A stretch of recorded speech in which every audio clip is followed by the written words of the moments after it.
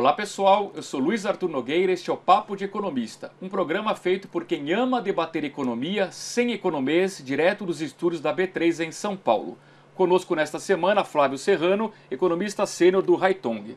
Flávio, hoje no segundo bloco eu coloquei aqui alguns riscos, começando com o fato de que a Fitch rebaixou o Brasil na semana passada. É um problema? Já era esperado? Já era esperado, era amplamente esperado, né? E muito provavelmente a gente pode até ver também a Moody's fazendo o mesmo movimento. É uma coisa natural.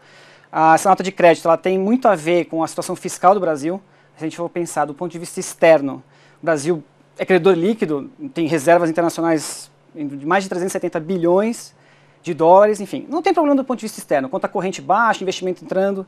O problema é fiscal. Então, o rebaixamento é basicamente pelo lado fiscal. E a gente sabe que a gente está ainda tentando aprovar a Previdência, aparentemente a chance de aprovação disso já diminuíram muito. Então, é muito por conta disso, né? Acho que a não aprovação da reforma da Previdência acaba gerando uma expectativa negativa em relação à evolução do fiscal nos próximos anos, e aí o rebaixamento. Há alguma coisa que o governo possa fazer para compensar a não realização da reforma? Elevar impostos, cortar gastos, o que fazer?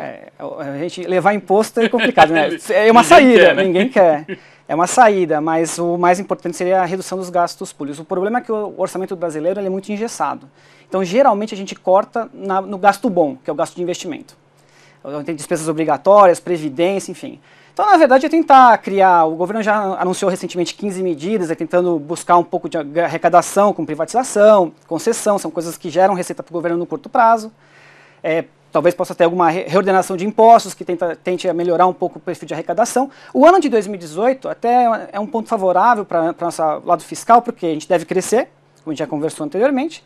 E o gasto com previdência esse ano é um pouco mais limitado porque o reajuste do salário mínimo foi baixo. Verdade. Nós tivemos uma inflação baixa ano passado, então o reajuste foi baixo. Então esse ano ainda não é o problema.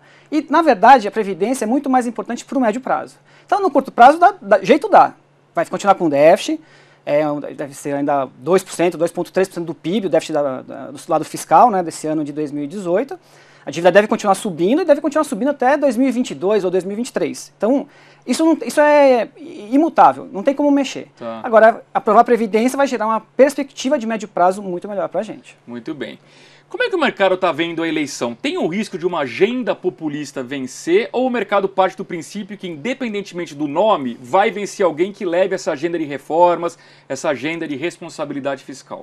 A gente tem um risco, até porque o cenário é muito aberto, o cenário político aberto, tem descontentamento, desemprego ainda elevado, mas aparentemente, pelo menos o mercado interpreta que a agenda pró-reforma, uma agenda reformista, deve ser o que vai vencer as eleições. Os preços refletem um pouco isso, não 100%, claro, né? A gente vai evoluir isso ao longo do ano de 2018, e aí, obviamente, que ao sabor do processo eleitoral, a gente vai ver se a gente está certo ou não, né? Perfeito.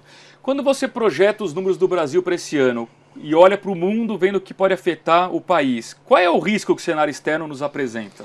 Bom, é um risco bom, né? Assim, o Brasil, como a gente acabou de conversar, tem um setor externo muito positivo, com reservas em níveis elevados, conta corrente baixa. Lá fora, a economia está mostrando sinais de recuperação. E o principal ponto de risco para a gente é a redução da liquidez excessiva que a gente viveu nos últimos anos. Então, os Estados Unidos crescendo mais rapidamente, a taxa de juros poderia subir mais, e aí, como consequência, gerar um fluxo de capital um pouco pior. Mas a gente tem um balanço de pagamentos muito favorável e o mundo crescendo ajuda a gente por outro lado. Pelo lado do crescimento, pelo lado de preço de commodity, enfim. Aí tem outros aspectos. Mais exportações, então a gente tem balança comercial mais forte. Então tem um risco do ponto de vista financeiro, mas ao mesmo tempo pode ter algo positivo do lado real da economia. Se o Trump superaquecer a economia americana e obrigar o Fed a elevar mais os juros, o impacto inicial aqui é o quê? No câmbio? O dólar sobe, é isso? Câmbio e prêmio de risco, né, principalmente. Assim, mas câmbio seria a principal variável que a gente veria de cara a economia, juros mais altos lá, então diferencial de juros, enfim, tem vários outros aspectos, a gente teria a moeda sofrendo um pouquinho. No teu cenário, vai ter alguma surpresa negativa de juros ou tá... A gente tá mais com a cabeça de que vão ser 4 aumentos, não 3. Mas aí, 3 ou 4 também não é nenhum problema. O problema é se for 5. Aí realmente, nós não tivemos o primeiro, essa semana inclusive tem o Powell falando, então temos que observar isso, mas em geral, a expectativa é de ainda um movimento gradual na taxa de juros, para esse nível entre 3 e 4 altas ao longo do ano de 2018, e aí os juros se posicionando ali, vamos pensar os 10 anos, entre 3 e 3,5% por enquanto. Né? Então acho que nesse cenário está tranquilo. Muito bem, Flávio Serrano, economista sênior do Haitong, conosco nesta semana no Papo de Economista. Ele volta amanhã com o quadro Cara ou Coroa. A você um grande abraço e até lá!